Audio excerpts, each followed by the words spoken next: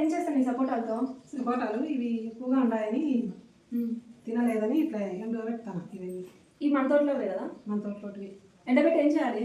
ఎండబెట్టి ఎండు ఖర్జూరాలు తిన్న ఉంటాయి. స్టోర్ చేసుకుంటే ఎండిన తర్వాత ఇవి స్టోర్ చేసుకుంటే ఎండు ఖర్జూరాలు తినైనా తినచ్చు, పాలు పోసుకొని మిక్సీ కాడించుకొని తాగొచ్చు.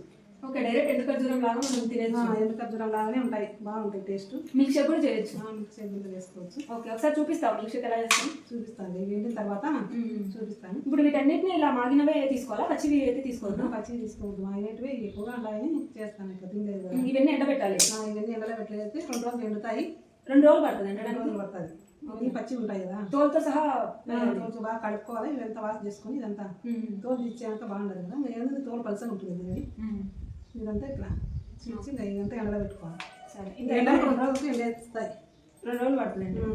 ఇప్పుడు వీటిని ఎండబెట్టాలి డైరెక్ట్ ఇట్లా ఎండబెట్టేది. కొన్ని ఫ్రూట్స్ మనకి సీజనల్ మాత్రమే దొరుకుతాయి కదా, ఇలా అన్సీజనల్ టైంలో కూడా తినాలి అనుకున్నప్పుడు సపోటాస్ అయితే ఇంట్లో ఈజీగానే ఇలా డ్రై సపోటా అయితే ఈజీగా చేసుకోవచ్చు. వీటిని మిల్క్ షేక్ అండ్ నార్మల్గా సోక్ చేసి కూడా డ్రై డేట్స్ లాగా తినచ్చు. చాలా హెల్దీ. మీరు కూడా ట్రై చేయండి. ఎలా